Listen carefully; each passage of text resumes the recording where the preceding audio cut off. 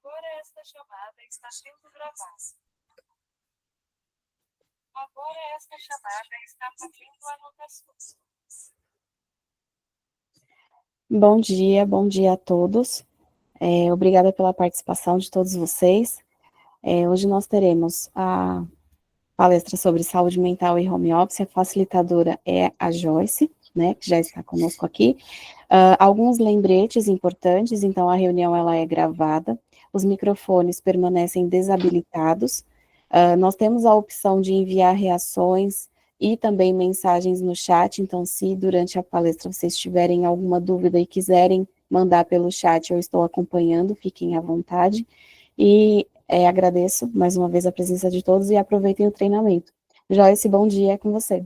Bom dia, Ariana, bom dia, pessoal. Bom, primeiro eu queria agradecer a oportunidade de começar essa semana, o dia de hoje, com essa palestra, com esse treinamento. Queria me apresentar, meu nome é Joyce Santos da Silva, sou psicóloga formada desde dezembro de 2013, já trabalhei com recrutamento e seleção, estudei treinamento e desenvolvimento pela PUC, sou formada pelo Centro Universitário São Camilo, e hoje em dia eu trabalho principalmente com atendimento clínico online a adultos e casais, né? Tenho experiência com transição de carreira, orientação profissional, demanda sobre ansiedade, e é um prazer estar aqui com vocês. Hoje nós vamos falar sobre saúde mental e home office. Pelo que eu vi aqui dentro da Balancete, vocês já trabalham com esse regime híbrido já faz bastante tempo. Mas a gente vai percorrer aqui algumas coisas, com alguns conteúdos sobre o home office no Brasil, que é a fadiga digital, como combater a fadiga digital, separação de vida pessoal e profissional, e sobre como a gente pode fortalecer nossas conexões e comunicação, tá? Vamos lá. Primeiro eu queria falar um pouquinho sobre o home office no Brasil.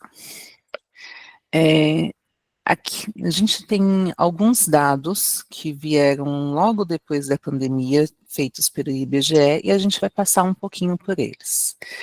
Em 2023, que é a pesquisa que são os resultados mais recentes, nós tínhamos 2.400.000 pessoas trabalhando de forma remota no Brasil. O que isso significa? Dentro do IBGE, falam sobre o trabalho remoto, seja uma vez por semana ou mais vezes, utilizando algum tipo de ferramenta, tá? E o que acontece? Isso corresponde a 8,3% do total de trabalhadores do Brasil. O que é interessante se a gente comparar aqui dentro do nosso slide a proporção de trabalhadores remotos de 2012, que era 3,6, com 8,3, a gente teve um aumento expressivo aqui. Muito motivado, obviamente, pela pandemia, em que vários postos de trabalho tiveram que ser realizados dentro das nossas casas, mas claro que também é uma progressão que iria acontecendo de uma forma mais lenta, com as tecnologias e as novas formas de se considerar o trabalho. O que eu achei interessante é que dentro da área de vocês, que seria a área financeira, desses 2.400.000, 40% trabalham em áreas de informação, administrativa, financeiras, e que engloba dentro dessa porcentagem a Balancete. E nas pesquisas são informadas algumas vantagens e desvantagens, né? O pessoal que já trabalha com isso tem um tempo, vê que tem vantagens e desvantagens.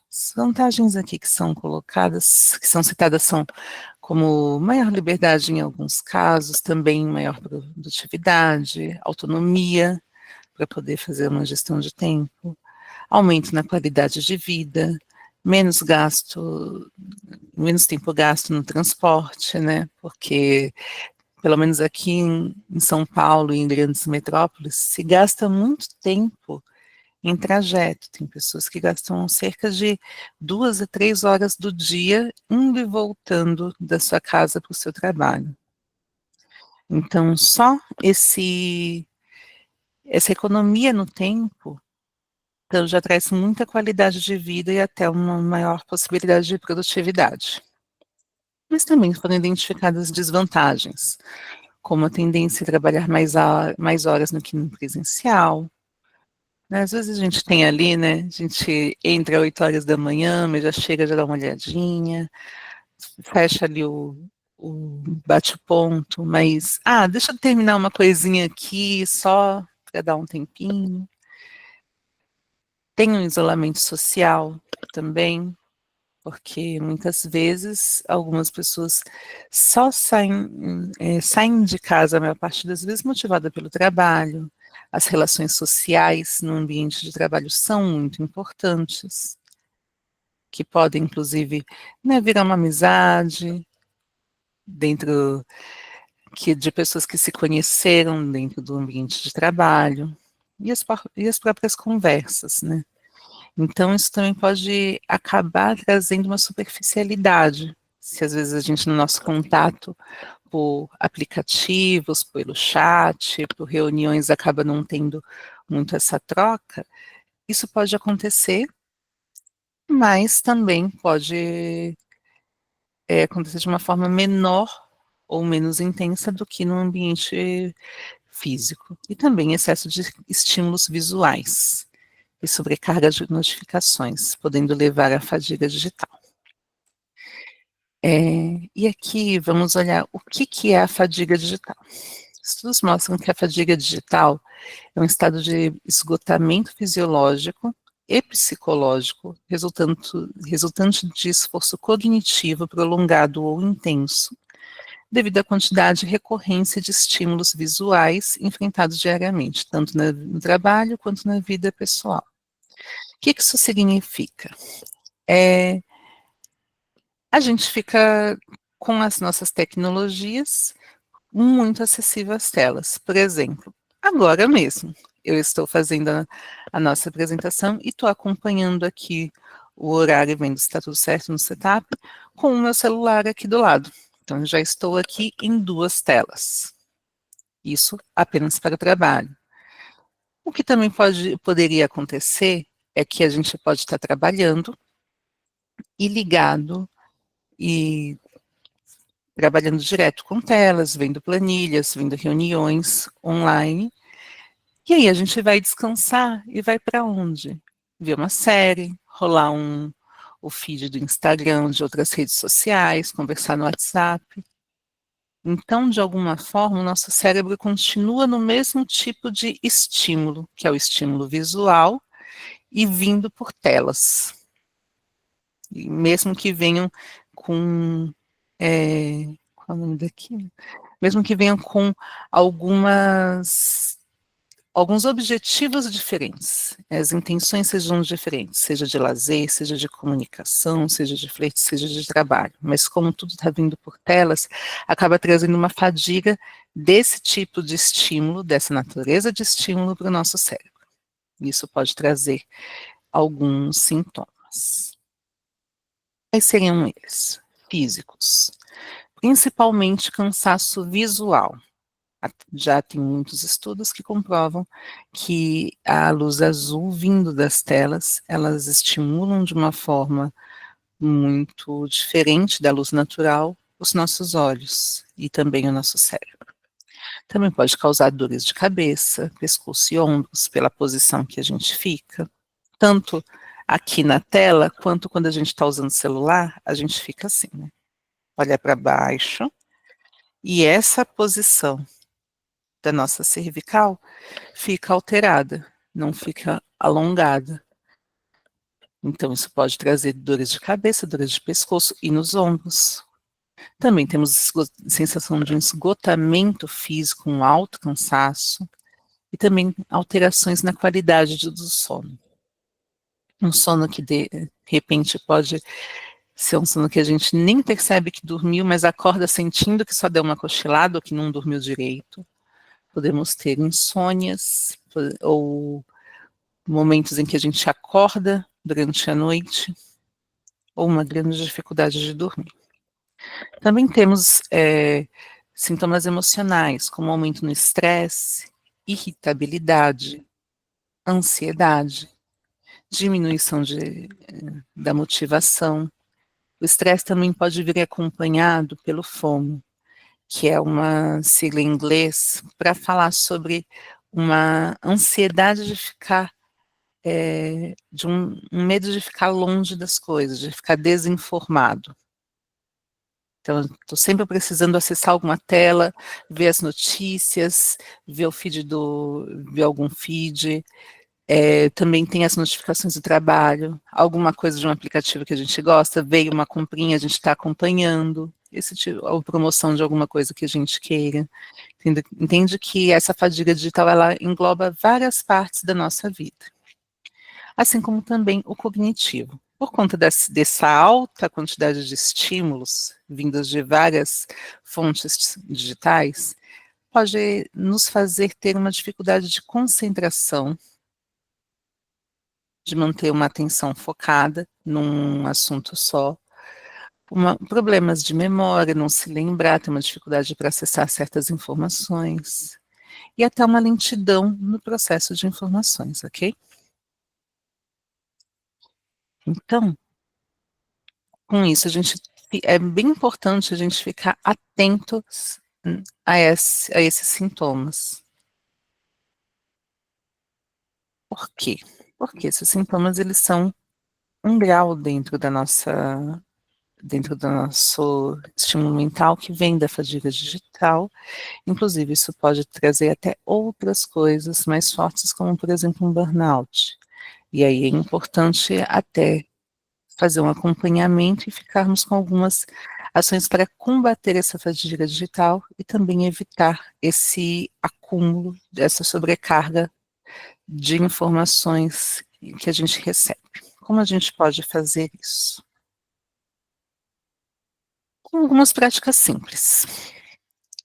Tem uma técnica chamada descanso ocular, que basicamente serve para a gente não ficar focado tanto tempo na tela, quando a gente está fazendo algumas atividades. Como que a gente faz isso? A técnica aqui é colocada como, a cada 20 minutos, a gente dá uma paradinha e olhar por uns 20 segundos algo longe. Por exemplo, aqui eu tenho uma janela, aqui na minha direção do lado esquerdo. Então, de repente, eu estou aqui trabalhando em uma planilha, eu posso parar e olhar um pouquinho. Só tirar um pouquinho o olhar da tela, olhar ao longe, já ajuda um pouco. Isso também, de alguma forma, pode reproduzir o que a gente faz, às vezes, algumas pessoas podem fazer, às vezes, no próprio escritório. A gente está aqui trabalhando, de repente a gente para, olha em volta, está presente. Isso serve para que a gente não fique tão focado na tela naquele momento. E aí é importante, algo que esteja mais distante. Não adianta nada a gente parar de olhar essa tela para ir para o celular, para fazer esse descanso. E veja que a maioria dessas indicações tem a ver com a gente sair das telas, como a segunda também, que é fazer alguns intervalos durante o dia, durante o expediente, sem utilizar telas, que tem aqui o conceito do descanso ativo, que significa, como a gente começou a falar ali no início da explicação sobre fadiga digital, se o que nos traz maior fadiga é o excesso de informações e de estímulos vindos de um mesmo tipo de recurso, é importante a gente fazer um descanso ativo, que seria não usar esse recurso, não usar telas. Então, naquela pausa que a gente dá para tomar um cafezinho, deixar o celular, sair realmente da mesa, dar uma alongada no corpo, dar aquela espreguiçada boa, que chega a estalar, né, tentar pegar a ponta dos pés, fazer uma ponte, esticar os ombros, tentando jogar o corpo para trás.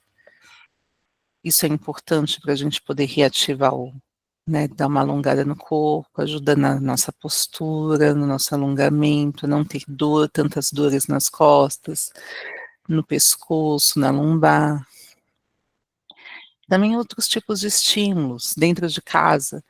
Você pode fazer alguma atividade de baixo impacto, que não canse muito fora das telas. Como regar uma planta, tomar um sol, conversar com alguém em casa, se você tiver um bichinho de estimação, né, fazer um carinho no bichinho, brincar um pouco. O mais importante aqui é ter essa interação e esse momento de descanso que te conecte com outras coisas fora da tela. Outra coisa que também é bem importante é limitar as notificações no celular. E o que isso significa? Será que a gente precisa estar com todas as nossas redes sociais com as notificações de mensagens, de novos posts, as notificações de promoções de aplicativos de compra? É legal a gente perceber o que a gente tem ativado no nosso celular de notificação e ver o que é essencial mesmo, que a gente realmente precise ser interrompido para poder ter acesso àquela informação. E aí, no próprio celular, você tem ali nas notificações, na sua configuração, você tem lá como gerir aplicativo a aplicativo. Por exemplo, é possível você ter no Instagram a notificação apenas de mensagens recebidas. Não ter nada ou deixar sem nada, e você não tem esse acesso. E aí você também pode colocar algumas coisas como estabelecer horários para você olhar suas notificações, certo? Ou seja, trazer várias estratégias para reduzir o tempo de tela, especialmente nos momentos de lazer. Porque pode ser um pouco difícil quando a gente trabalha em casa, às vezes a gente quer ver uma série, mas buscar, por exemplo, acabou o expediente, tentar fazer alguma atividade que não seja vinculada à tela, logo em seguida, mesmo que seja por meia hora. E aqui a gente entra sobre outras interações que são importantes de se ter, como fazer exercício físico, é muito importante. E não precisa ser necessariamente ir para uma academia, às vezes você ligar um som, dançar alguma música dentro de casa. Se puder ir em uma academia, ou fazer algum esporte que goste, uma caminhada, alguma coisa assim, é importante também se encontrar qual que é a atividade física que te preenche mais. Claro que cada um de nós vai ter que ir adaptando essas indicações à sua realidade. Uma realidade de uma pessoa que mora sozinha, que não tem filhos, é bem diferente de uma pessoa que tem uma família, que é uma mãe de família, que tem alguns filhos, que tem 2, 3 filhos, um pai de família, alguém que trabalha e estuda, porque existem alguém que estuda online, faz uma faculdade online. Tem vários estímulos que também necessitam das telas que é importante que a gente veja como adaptar, ok? E aí, qualquer dúvida que vocês tiverem, podem mandar. A Ariana tá acompanhando aí dentro do chat, tá bom? E aqui a gente tem também a parte física. Pelo que me foi passado aqui, vocês trabalham na Balancete em regime híbrido, já faz um bom tempo, né? Então, provavelmente, algumas coisas você já tem alguma atenção, mas é bom para a gente observar e reforçar alguns pontos, tá? Um deles é a gente cuidar do nosso ambiente de trabalho. Aqui tem um ponto que é muito importante que se chama autogestão, que como que é o conceito? No que consiste isso? A gente se observar como que a gente trabalha. Então, no nosso ambiente de casa, é importante a gente observar o ritmo da casa. Como eu trouxe no outro slide, cada casa, cada pessoa tem um ritmo diferente. E quando a gente trabalha em casa, é importante se adaptar a ele. Como que isso significa? Por exemplo, aqui vocês entram entre 7h30 e 8h da manhã para começar a trabalhar. Aí, de repente, se você mora com outras pessoas, se a gente já sabe que, por exemplo, tem as crianças que estudam no horário da manhã, você já sabe que esse é um horário que é mais tranquilo, que você vai estar mais sozinho em casa. E o horário da tarde tem uma outra interação. Então é importante ficar atenta a isso, para tanto dentro do que for possível, passar atividades que sejam que necessitem de maior concentração, isolamento para essa parte do dia, em que a casa está mais tranquila, e outras atividades que são mais dinâmicas, que não tem tanto problema de ser interrompido, podem ser deixadas para o horário em que a casa está mais dinâmica também, quando você não precisa de mais silêncio. Mas também é importante conversar com as pessoas que moram na casa, quando isso não for possível, e dessa forma fazer outras informações. Dessa forma fazer outras adaptações. Então é importante ter esse jogo de cintura.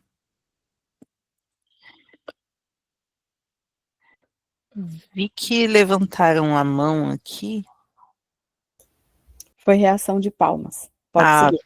Ana, bacana. Tô olhando aqui, mas o que acontece? Eu tô aqui concentrada em vocês, então, quando eu fiz a passagem de tela, só vi a mãozinha, mas estou aqui atenta a vocês, tá bom? Outra coisa que é importante a gente ficar de olho é como a gente organiza o nosso espaço de trabalho. A mesa, a cadeira, a forma de iluminação, como que esses elementos estão organizados para a gente. E aquilo, o ideal seria a gente ter um cômodo específico, com uma mesa, com uma cadeira, com um bom apoio de costas, de coluna, de braços, de preferência também. Uma mesa que esteja alinhada com um teclado para a gente não cansar muito a mão na hora de digitar. Que a nossa tela esteja com um ângulo que você não fique com os olhos abaixo ou acima para conseguir enxergar. Tudo isso precisa ser alinhado. Quando a gente está no trabalho, as nossas estações de trabalho, elas são pensadas para manter uma ergonomia. Então, dentro de casa, é importante também a gente ficar de olho nisso. E as regras de ergonomia, a gente pode pesquisar no Google, na própria empresa a gente pode perguntar se tem alguma coisa que possa facilitar para isso, algum recurso. Mas a gente sabe que nem todo mundo tem essa possibilidade. Então, é importante a gente tentar se adaptar. Cadeira de trabalho é algo bem importante, sim, uma cadeira que seja confortável. Mas às vezes a gente não consegue colocar um ambiente isolado para a gente poder fazer isso. Então, é legal a gente se adaptar. É importante a gente se adaptar. Como? Por exemplo, se você não tem um ambiente específico, um cômodo específico, montar uma estação de trabalho em algum lugar que você consiga manter as suas coisas ali. E para começar o dia, tirar um tempinho com calma, por exemplo, entre ali umas 8, tira uns 10, 15 minutinhos para montar a sua estação de trabalho com calma, com tranquilidade, colocando ali as coisas que vão te ajudar a trabalhar melhor, um copo de água à mão, Sempre vão ter lápis e lápis e papel ao lado. Se de repente você está ali sentada, ter algum banquinho para colocar para apoiar as pernas, para poder esticar. E montar essa estação de trabalho nesse lugar, mesmo que depois, no final do dia, você não possa deixar ali. E aí você ter essa situação de você manter a sua mesa de trabalho, o seu local onde você trabalha organizado, para você trabalhar, e no final também desmontar. Se você não tem um espaço fixo, vai ser necessário fazer isso. Mas quando você tem um espaço físico e fixo dentro da sua casa, também é importante manter o seu ambiente limpo e organizado, ok? É importante também manter o fixo na sua cabeça os horários de início e fim do expediente, justamente por aquele ponto que às vezes a gente está empolgado com o trabalho, está com algum prazo mais apertado, a gente acaba fazendo uma horinha extra. Mas quando a gente está no presencial, a gente acaba é mais comum ter uma forma de se corrigir com mais efetividade para isso. É porque existe uma regra no CLT, que são 2 horas, que é o máximo de 2 horas para poder fazer uma hora extra, né, um banco de horas, mas dentro de casa, às vezes, a gente pode dar uma abusada. Com isso, é importante a gente ter essa autogestão, de entender as necessidades do nosso trabalho, e com isso também não passar do horário, começar muito antes, tomar esse cuidado até tanto pelo estímulo visual, quanto do estímulo de trabalho também excessivo. E aí entra a autogestão, como que a gente gere o nosso tempo. E também tem um ponto que é muito importante, que é ter bom humor e empatia com os imprevistos da vida doméstica. Durante a pandemia, quem nunca viu aquele vídeo de uma pessoa, um acadêmico, dando uma entrevista dentro de casa, e de repente entra uma criança pela sala correndo, entra uma mulher correndo, tropeçando para poder pegar a criança, e o cara lá o cara lá dando a entrevista. Claro que esse é um caso extremo, mas a nossa casa é viva, a nossa casa tem outras pessoas, então é importante também entender que às vezes pode haver uma interrupção, mesmo tendo alguma conversa, alguma coisa assim, mas trazer isso para o humor, trazer isso com empatia, porque, querendo ou não, se a gente for pensar na nossa vida, a vida profissional e a vida pessoal, elas fazem parte de um todo. E quando a gente trabalha em casa, elas de alguma forma se interligam. Então, pode acontecer esse tipo de interferência. Mas relevar no humor, opa, voltamos à programação normal, caso haja uma interrupção, e vamos seguindo com mais tranquilidade quanto a isso, tá? E aqui entra a parte de organizar o dia para ter mais foco. Quando a gente fala de fadiga, a gente fala de sobrecarga. E muitas vezes, essa sobrecarga pode estar relacionada principalmente à forma como a gente organiza o nosso tempo e organiza os nossos recursos. Então é importante a gente pensar no nosso meio de trabalho. Como? A gente pensar, como que é o meu trabalho? Quais são as principais atividades que eu tenho? E como na semana, dependendo do dia, e até de como eu funciono, eu posso organizar as minhas tarefas. Vou trazer um exemplo aqui para vocês. Por exemplo, hoje eu trabalho principalmente em atendimento, então eu tenho blocos de horários que eu vou fazendo atividades diferentes. Então, tendo em vista essas coisas, eu faço um planejamento semanal. E isso já é uma técnica muito utilizada em teorias para a produtividade. O que é importante aqui a gente fazer? Planejar a semana. A gente observa em que momento do ano a gente está, a gente observa que tipo de atividade a gente tem que fazer na semana, pensa nas entregas previstas e já monta uma lista de tarefas. E aqui pode ser interessante fazer isso no papel também. Pensar em quais são as ferramentas que a gente tem para poder fazer isso. A gente vai passar um ponto a ponto para poder mostrar. Mas pensar nas nossas entregas e olhar a nossa agenda para poder localizar essas tarefas e ter uma lista de tarefas por prioridades para a gente entender o que a gente precisa entregar, quais dias ou com qual importância.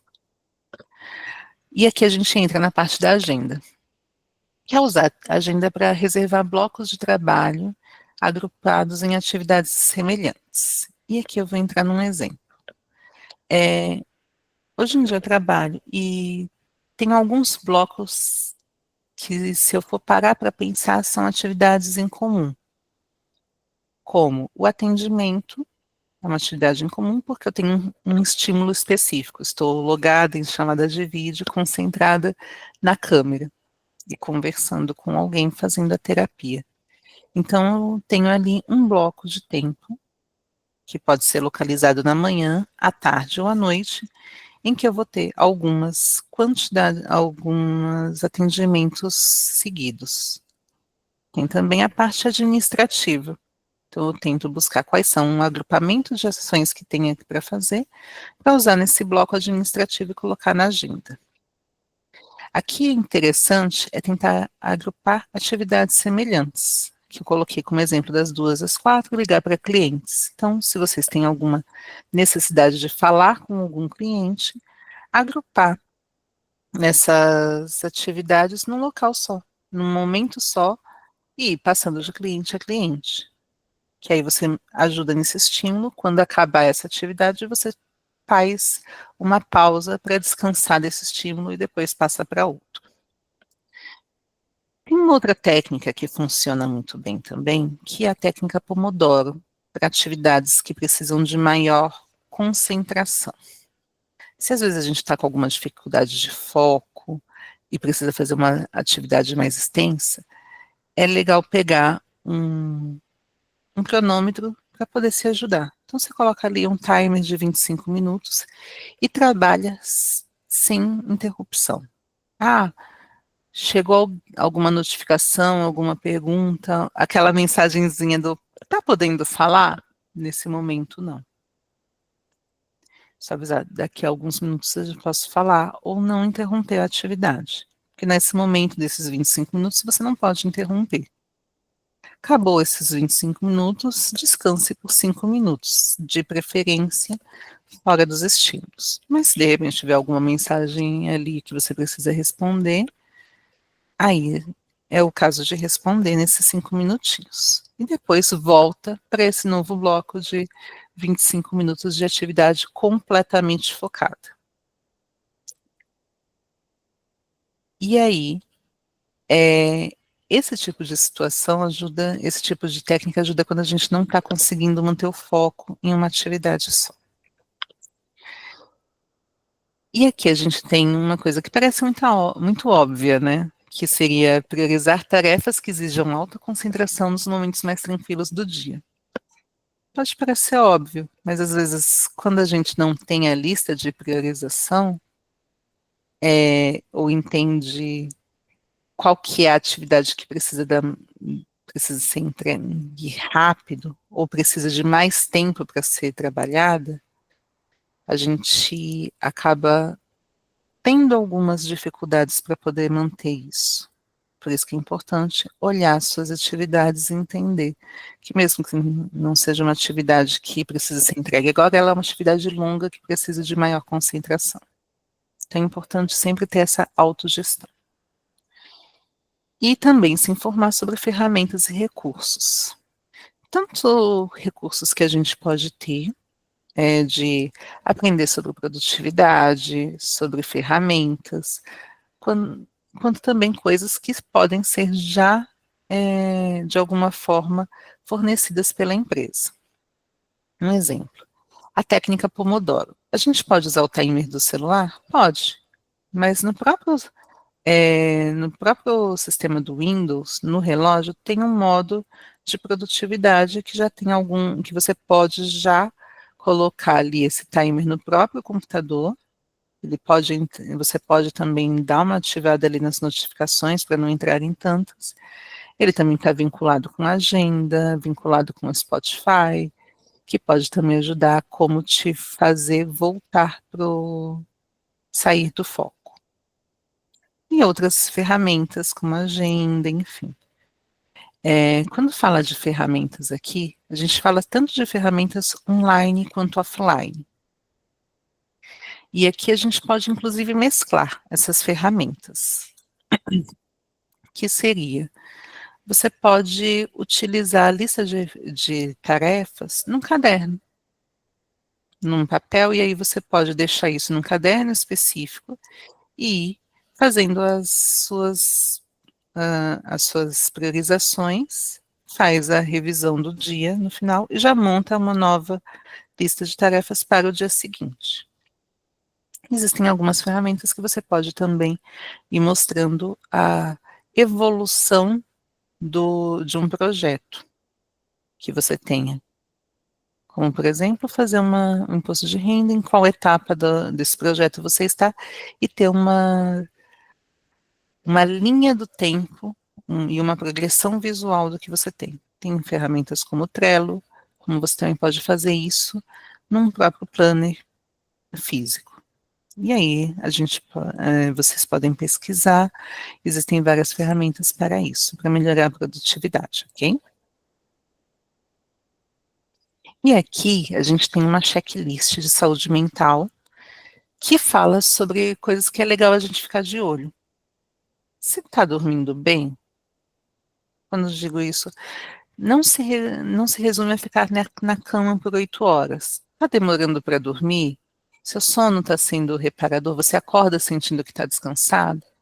Você acorda muitas vezes durante a noite? É importante ficar de olho nisso. Você faz pausas de verdade, mudando os estímulos durante o dia? Levanta, movimenta o corpo, alonga, conversa com alguém presencialmente? Quando termina alguma coisa, celebra isso, sabe? Dá um, ufa, adorei, agora terminei, entreguei esse trabalho. É importante fazer esse tipo de coisa. E se o que está se sentindo estressado, muito cansado, a cabeça muito cheia, é importante buscar ajuda, tanto de conversar com alguém, buscar essas ferramentas e também com terapia. Terapia também serve para nos ajudar a reorganizar esses elementos da nossa vida, trazer essa calma mental, a colocar cada coisa em seu lugar e achar também formas de organização e vincular ferramentas e conhecimentos a como você funciona pessoalmente. E aqui a gente vai falar um pouco sobre conexões sociais e comunicação.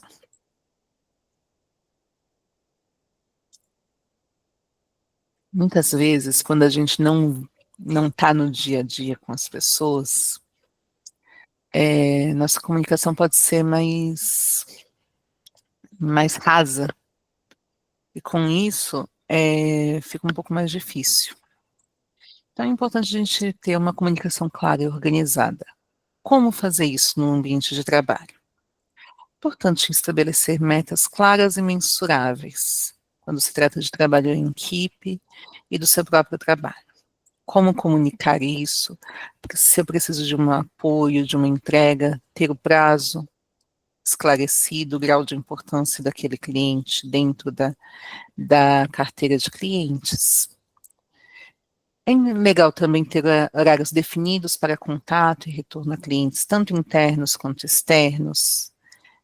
Claro, sempre vão existir alguma urgência, alguma coisa que precisa ser falado com rapidez, mas é importante que a gente tenha esse controle sobre a nossa agenda, sobre a nossa forma de comunicação. Muitas vezes quando se é urgente, a gente indica a urgência, mas entender se aquela situação é urgente.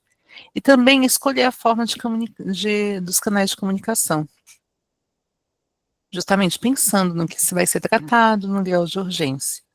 Então, por exemplo, se você está numa demanda de um projeto que é importante ter os arquivos sendo trocados e o histórico, entender, será que é melhor a gente conversar pelo chat da empresa? Ou talvez seja melhor enviar isso por um e-mail que seja pesquisável novamente, que tenha o histórico?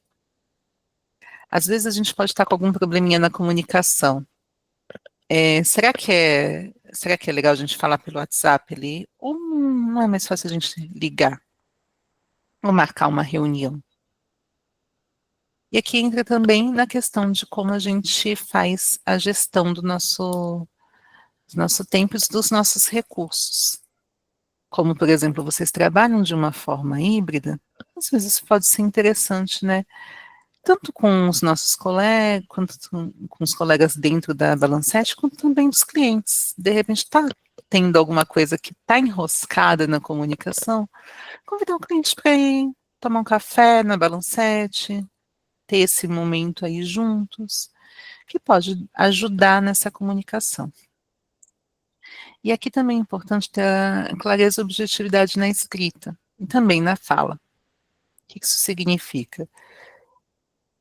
Tentar planejar o que vai ser falado, pensar quais são os pontos e como se comunicar. O que você precisa falar?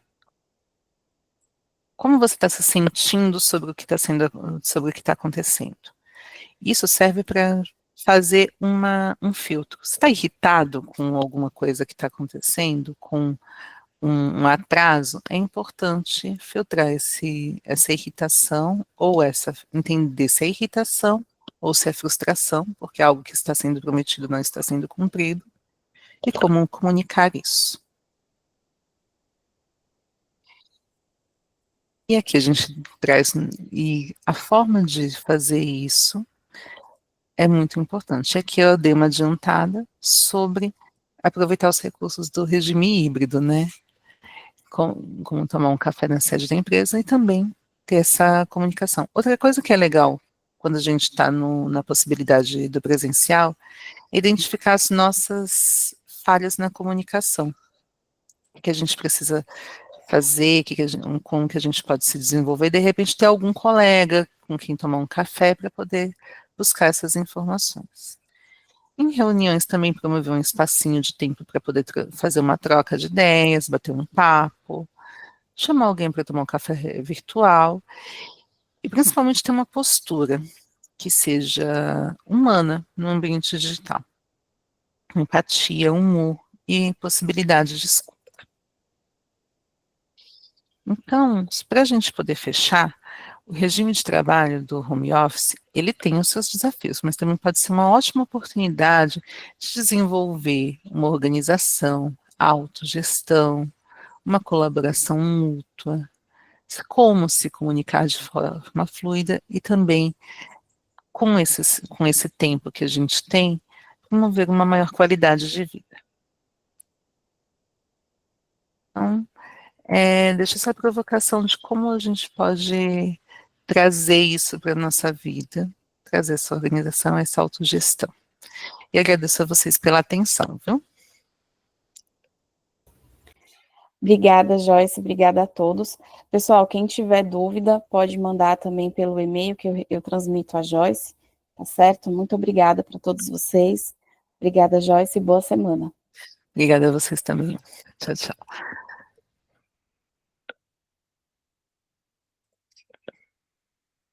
Ah, tem alguém levantando a mão, né? Agora eu não sei se a pessoa levantou a mão ou se é... Márcia, você levantou a mão, você gostaria de falar alguma coisa ou seria mais interação? Pode falar. Interação mesmo. Então tá bom. Tá bom. Bom dia. Bom Bom dia, dia, obrigada. De nada. E aqui é... Eu vou encerrar a gravação, obrigada. Uhum.